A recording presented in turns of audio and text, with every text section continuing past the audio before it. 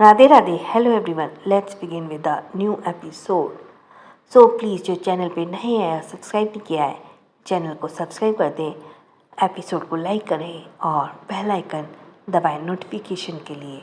So let's start. कहानी अब तक में राजवी ने हंसते हुए कहा, बस भी कर, ये पिटाई करने का काम तो तुम माही को दे दो तो ज़्यादा अच्छा है। लेकिन रणवीर ने जो किया है मेरी नज़र में वो गलत नहीं किया। तुम जानते हो ना क्यों? आदित्य ने कहा, जानता हूँ, क्योंकि अगर माही को अपने बाप का सच पता चलता तो शायद वो इसी गिल्ट में ही मर जाती और रणवीर उसे इस गिल्ट में बचाना चाहता था। फिलहाल तो मैंने सुना है रणवीर ने उस ब्लैक स्टोन की अच्छी खासी लंका लगाई हुई है। राजवी ने हंसते हुए कहा, बस ये समझ ले वो ब्लैक स्टोन अपनी आखिरी सांसें गिन रहा है। कभी भी रणवीर का आखिरी बार उसे मौत की नींद सुला सकता है। अब आगे। राजवीर ने फिर खड़े होते हुए कहा, ठीक है मैं चलता हूँ, मुझे किसी से मिलना है। आदित्य ने कहा, किससे मिलने जा रहा है तू? तो राजवीर ने कहा, अरे यार मैं उसे अच्छे से नहीं जानता, अब जाकर भी पता चलेगा कि आखिर वो है कौन। तो आदित्य ने अजीब एक्सप्रेशन के साथ कहा, जिसे तुम जानते नहीं हो तुम उसे मिलने जा रहे हो? मेरा मतलब जिससे तुम मिलने जा रहे हो उसके बारे में कुछ नहीं जानते, ये चल क्या रहा है? देख तू फिर से पहले की तरह कहीं। राजवीर ने कहा, पागल हो गया है? अब मेरी वाइफ है, सिर्फ आलिया है, किसी और। अब मैं इस मामले में बदल चुका हूँ, समझे? और हाँ, कुछ बातें हैं ऐसी जो मैं तुम्हें नहीं बता सकता, बाद में आकर तुमसे बात करता हूँ, अभी चलता हूँ। ये कहकर राजवीर कैबिन से बाहर निकल गया। आदित्य ने कहा, जिसे देखो सस्पेंस क्रिएट करके ही चला जाता है। वहाँ तो रणवीर और यहाँ पर ये राजवीर। राजवीर का कैबिन। राजवीर अपने कैबिन में बड़ी सी ग्लास वॉल के सामने खड़ा हुआ बाहर की तरफ देख रहा था, जैसे कुछ सोच रहा हो। उसने अपने दोनों हाथ पॉकेट में डाले हुए थे। दरअसल वो किसी के आने का इंतजार कर रहा था। तभी उसके डोर नॉक हुआ। राजवीर ने अपनी गहरी आवाज़ में कहा, कम इन। तभी एक खूबसूरत सी औरत कैबिन का डोर ओपन किए अंदर दाखिल हुई और उस औरत ने एक ब्लैक कलर की ड्रेस पहनी हुई थी। उस ब्लैक जीन्स के ऊपर वाइट फिटिंग टॉप और उसके ऊपर एक लॉन्ग कोट पहना हुआ था। पैरों में हाई हील्स, आंखों में गॉगल्स और अपने बालों को एक हाई पोनी टेल बनाया हुआ था। ये औरत सोना थी। सोना राजवीर के डेस्क के सामने आकर खड़ी हुई बोली, तुम्हें ज़्यादा इंतज़ार तो नहीं करवाया ना मैंने? राजवीर ने पलट कर सोना की तरफ देखा और अपनी भौहें सिकुड़ते हुए बोला, नहीं, मैं खुद अभी 5 मिनट पहले ही अपने कैबिन में आया हूँ। फिर उसे सोफे पर बैठने का इशारा करते हुए कहा, बैठिए, हम बैठकर बात करते हैं। सोना ने अपने गॉगल्स उतारे और जाकर सोफे पर बैठ गई। राजवीर ने उसे थोड़ी दूर पर ही बैठ गया। उसने सोना को पूछा, क्या लेना चाहेंगी आप, ठंडा या गर्म? सोना ने कहा, नहीं, उसकी ज़रूरत नहीं है, फिलहाल तो जो बात मैं तुमसे कहने आई वो बात करना ज़्यादा ज़रूरी है। राजवीर ने कहा, ठीक है, बताइए क्या कहना है आपको मुझसे और क्यों मिलना चाहती थी मुझसे? सोना ने हल्का सा मुस्कुराते हुए कहा, लगता है कि तुमने मुझे पहचाना नहीं है राज। राजवीर ने गौर से सोना के चेहरे को देखा, जैसे कुछ याद करने की कोशिश कर रहा हो, पर काफ़ी याद करने के बाद भी उसे पहचान नहीं आया। तो उसने कहा, सच में मुझे याद नहीं आ रहा है, क्या मैं आपसे पहले भी मिल चुका हूँ? तो सोना ने स्माइल करते हुए कहा, हाँ राजवीर, तुम मुझसे मिल चुके हो और तब तुम बहुत छोटे थे, लेकिन तुम्हारे डैड शिखावत मुझसे बहुत अच्छे से जानते थे। राजवीर ने कहा, ओह, तो क्या आप मेरे डैड की दोस्त हैं? सोना ने कहा, हाँ यही मान लो, बल्कि मैं उनकी बहुत अच्छी दोस्त थी। मैं तुम्हारी माँ को भी अच्छे से जानती थी और तुम्हें भी बहुत अच्छे से जानती हूँ। राजवीर ने कंफ्यूज में कहा, आप साफ साफ बताइए ना कि आप आखिर में है कौन? सोना ने कहा, वैसे तो लोग मुझे सोना के नाम से जानते हैं, लेकिन तुम मुझे लेडी स्पाइडरमैन के नाम से जानते थे। भूल गए अपनी लेडी स्पाइडरमैन को? राजवीर को कुछ धुंधला सा याद आया। उसने थोड़ा कंफ्यूज होते हुए कहा, लेडी स्पाइडरमैन, मुझे याद है, तो क्या आप? सोना ने कहा, हाँ मैं ही तो हूँ तुम्हारी लेडी स्पाइडरमैन। यह सुनकर तो राजवीर की हैरानी की सीमा न रही। उसने खुश होते हुए कहा, आप इतने साल बाद जाकर?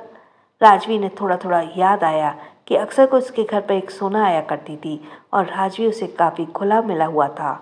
सोना ही राजवीर से कई बार खेल खेल में फाइटिंग स्किल सिखाती थी। उस वक्त राजवीर का छोटा था तो खेल खेल में वो सोना से फाइटिंग स्किल भी सीखा करता था। सोना की फाइटिंग स्किल को देखकर राजवीर उसे लेडी स्पाइडरमैन कहता था। हालांकि सोना अगम शेखावत से काफ़ी छोटी थी, पर अगम उसे अपनी काफ़ी अच्छी दोस्त मानता था। सोना ने कहा, हाँ राजवीर, दरअसल पिछले सालों में मेरे साथ इतना कुछ हुआ है कि मुझे तो पता ही नहीं चला कि मेरे पीठ पीछे इतना कुछ बदल गया है। फिर उदास होते हुए कहा, अगम के बारे में मुझे पता चला कि अगम कुछ साल पहले। ये सोचकर सोना थोड़ा उदास हो गई। राजवीर ने थोड़ा नफरत के साथ कहा, हाँ, उस कमीनी रहेजा ने एक साजिश के तहत मारा था मेरे डैड को। सोना ने कहा, रहेजा ने कई लोगों की ज़िंदगी बर्बाद की है राजवीर, यहाँ तक कि मेरी बेबी को भी मुझसे दूर कर दिया, लेकिन मुझे अब ये तसल्ली है कि वो अब तुम्हारे साथ है। राजवीर ने कंफ्यूज से कहा, मेरे साथ? आप किसकी बात कर रही हैं? तो सोना ने मुस्कुराते हुए कहा, आलिया की। आलिया ही तो मेरी बेटी है। ये सुनकर तो राजवीर एकदम शॉक्ड हो गया। व्हाट? आलिया आपकी बेटी है? पर तो वो तो रहेजा की है। तो क्या आप रहेजा के साथ? सोना ने कहा, नहीं, उसके साथ तो मेरा नाम कभी मत जोड़ना। आलिया मेरी और हर्षवर्धन सिंह की बेटी है। यह सुनकर राजवीर ने हैरानी के साथ कहा, हर्षवर्धन सिंह?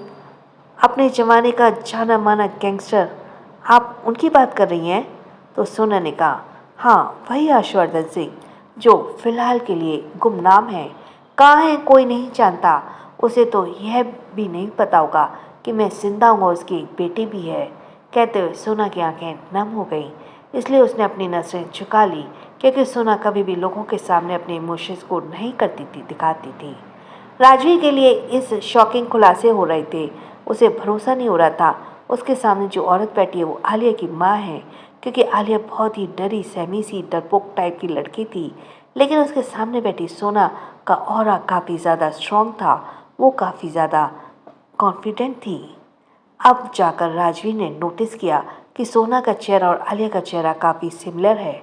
बस फ़र्क है तो यही कि आलिया की आंखों में हमेशा एक मासूमियत नज़र आती है, तो वहीं सोना की आंखों में एक कठोरता थी। राजवीर ने कहा, पर इतने सालों से आप कहाँ थी? और वो रहेजा आपकी बेटी को इतना टॉर्चर कर रहा था, तो आपने अपनी बेटी को बचाया क्यों नहीं? सोना ने एक फीकी सी स्माइल के साथ कहा, मैं उस रहेजा की कैद में थी। 1 साल की थी मेरी आलिया जब उसने रहेजा को उसे मुझसे छीन लिया और मुझे जंजीरों में बांधकर एक अंधेरे कमरे में फेंक दिया। एक एक दिन मैं अपनी बेटी की याद में तड़पती रही, लेकिन एक दिन मौका पाकर मैं उसकी कैद से रिहा हो गई और वापस लौटी हूँ, तो सिर्फ अपनी बेटी के लिए।